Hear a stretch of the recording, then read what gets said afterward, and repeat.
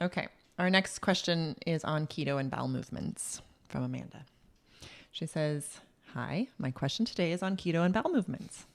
I've been keto for over 5 months thanks to the Keto Masterclass and paleo for almost 7 years. I love the philosophy of how do you look, feel, and perform, and have seen improvements in all of those categories since first becoming paleo and then keto. My question is on bowel movements while on keto. What is normal and what is a red flag? As you have stressed, supplementation with electrolytes is key, and I was taking magnesium a little too much. 1 element during the day and natural calm before bed. Bowel movements were overly loose, and that's never fun. I've been taking natural calm for years, and it was part of my nighttime routine before starting keto. The oversupplementation of magnesium was an unintended consequence. After watching the magnesium, I've become more solid, but feel bowel movements are less frequent overall. Digestion is slow moving, and I feel pressure in my lower abdomen. Not pain, not bloating or anything like that, just some pressure. The pressure will be there till I eat and things are pushed through. Is this normal? Am I eating too large of meals? Are there electrolytes I could be missing? I typically have a large breakfast, a medium lunch, and a small dinner. I sometimes fast dinner. It just depends on my schedule.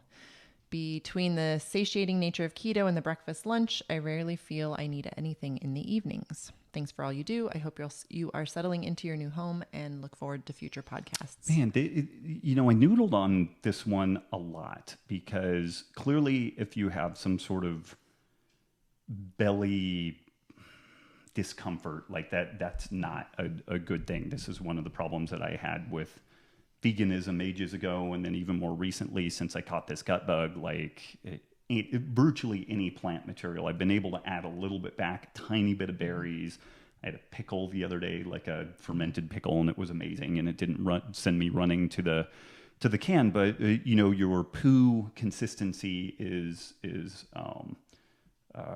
really important. There's like the Bristol stool chart that shows like overly formed and then properly formed and then too loose and all that stuff. So I guess I would bounce between checking out the Bristol stool chart and seeing where things look on that spectrum. And then also, keto for some people can slow things down. For some people can speed it up. Like some of the testing that I did, it was a GI map. And I'll do a piece on this whole thing in the future, of ongoing investigation and trying to figure out what's trying to kill me here. But what's interesting is I had a super high methanogen population, which methanogens typically slow gastric motility. So you would think that I would be kind of constipated, and I am exactly the opposite. And so this is where this stuff is really freaking hard to unpack sometimes. So, certainly, so like if the natural calm is too loosening, you could certainly shift to something like a magnesium malate, which is what we use in LMNT because it's more absorbable, but it will have like a very, very mild laxative effect. I don't know if the meals are too large. Like those are certainly things to play with, but we do notice that if people are underhydrated, under electrolyted, then that can certainly affect gastric emptying and motility and whatnot. So those are the places to play. But I guess if we were to put some actionable steps on here, I would recommend checking out the Source Naturals Magnesium Malate. 3 capsules are like 600 milligrams of magnesium. Maybe try doing a breakfast, lunch, dinner with that and see how you do. Ideally, we're able to address this stuff without specific supplementation, but that seems like a pretty safe place to start.